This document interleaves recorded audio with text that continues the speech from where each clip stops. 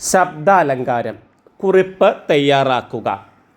ശബ്ദത്തെ ആശ്രയിച്ചിരിക്കുന്നതും ചമൽക്കാരവുമായ വാക്യഭംഗിയാണ് ശബ്ദാലങ്കാരം എന്നത്.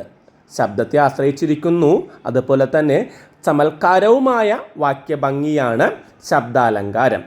അനുപ്രാസം, യമകം, പുനരുക്തവാദാഭാസം, ചിത്രം എന്നിങ്ങനെ 4 വിധത്തിലാണ് ശബ്ദാലങ്കാരങ്ങൾ.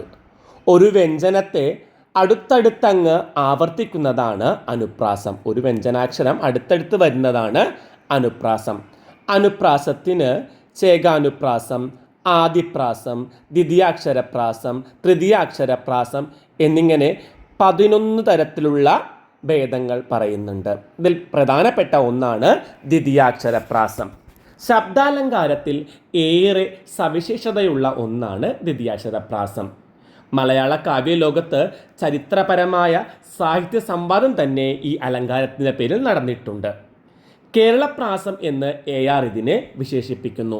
ഭാഷാ കവികൾ തങ്ങളുടെ കവിതാ വനിതയ്ക്ക് ഒരു തിരുമംഗല്യമായി പോലും ഇതിനെ നടത്തി വന്നു. പ്രാസത്തിന് വേണ്ടിയുള്ള പ്രാസരചനക്കെതിരെയായിരുന്നു യഥാർത്ഥത്തിൽ പ്രാസവാദ കോലാഹലം നടന്നത്. മലയാള കവിതാ സാഹിത്യ ചരിത്രം പരിശോധിച്ചാൽ രാമചരിതം മുതൽ സമകാലികം വരെയുള്ള കവിതാ പാരമ്പര്യം ദ്വിതീയാക്ഷരപ്രാസത്തിന് അനുകൂലമായി നിന്നിട്ടുണ്ട് എന്ന് കാണാനാകും. ഒരു പദ്യത്തിൻ്റെയോ ഇരടികളിലെയോ ഓരോ വരിയിലെയും രണ്ടാമത്തെ അക്ഷരം ഒന്നുപോലെയായിരിക്കുന്നതാണ് ദ്വിതീയാക്ഷരപ്രാസം.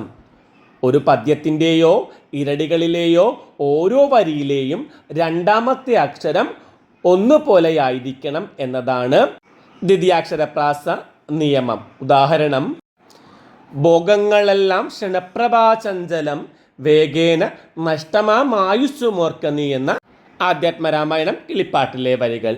ലീലാതിലകത്തിൽ പാട്ടിൻ്റെ ലക്ഷണത്തിൽ പറയുന്ന യതുക ദ്വിതീയാക്ഷരപ്രാസം തന്നെയാണ്. പാട്ടിൻ്റെ ലക്ഷണത്തിൽ പറയുന്ന യതുക എന്നത് ദ്വിതീയാക്ഷരപ്രാസം തന്നെയാണ്.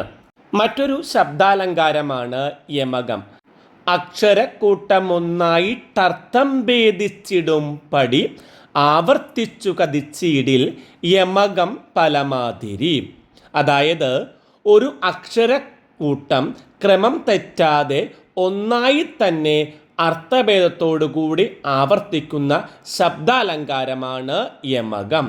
ഒരേ അക്ഷരക്കൂട്ടം ക്രമം തെറ്റാതെ ഒന്നായി തന്നെ അർത്ഥഭേദത്തോടുകൂടി ആവർത്തിക്കുന്നത്.